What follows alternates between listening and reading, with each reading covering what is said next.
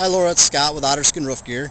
I'm up on top of your roof in Harrison, and I just wanted to give you a quick overview of what it is that I'm seeing, what my observations are, and ultimately what our recommendation is going to be for you to go forward and get rid of this problem for you once and for all. So you can see it's a pretty wide open roof, very minimal penetrations. I do understand that the roof system that's on here right now was just installed a couple of years ago. To say that the contractor did a bad job on this would be putting it very nicely. I believe you have had problems getting a hold of him to come back and take care of stuff, so, and it's very obvious.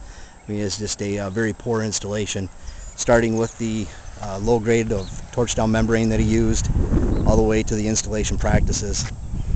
The one good thing that he did is the roof does slope from the front to the back, and those are the drains that are in the back there, and he did get his overlaps correct, so water's not going against the seams, they're going over the seams.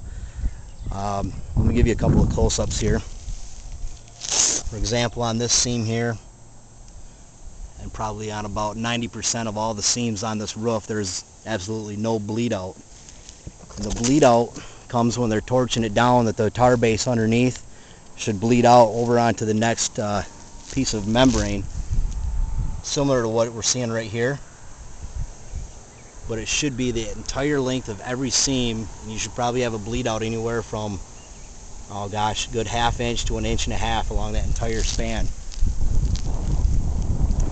Just want to show you a few things, a few of the details that really are of concern, and basically it's the same practice every place. For example, on this curb right here, he brought the membrane up to and slightly up about halfway onto the side of the curb, and then he just mudded everything in right along through here. Ideally, what you're going to want to do on that is you're going to want to wrap the membrane all the way up, actually remove that entire exhaust unit, bring the membrane up and over the top, wrap it on the inside, and then set that unit back down over top of it to counter flash everything. Over here we've got a vent pipe, flashed very similarly. Brought the membrane up to it. It's got a second layer of membrane that's on top of it. It's more of a square patch. They cut a hole in the glove, slid it down over top of the vent pipe. Got everything pushed down and then caulked the base of it. Same thing real quick with these vents over here. There's two of them just like this. There's this one and the one in the other corner. But again, he just brought the membrane right up to it, cut a circle around it, and just mudded everything in.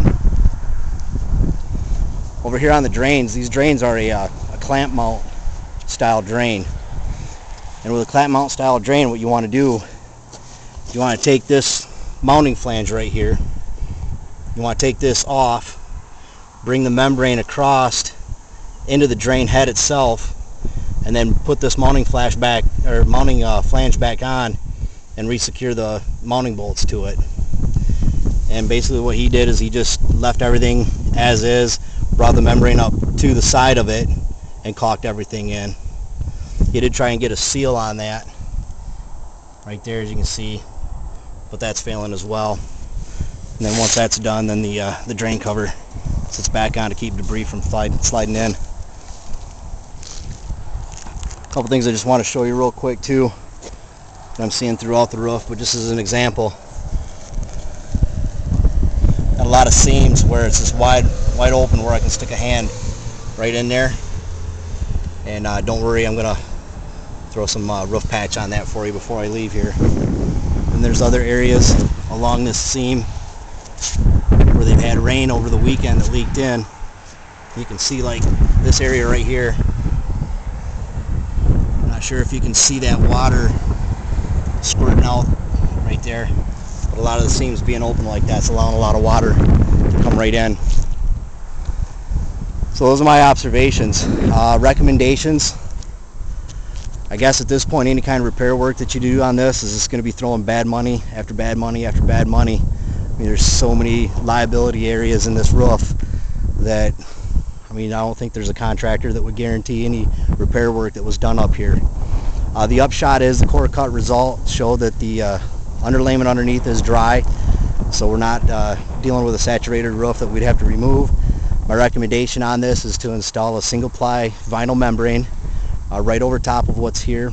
We'd use a visqueen slip sheet, but I'll have all those details spelled right out on my estimate for you.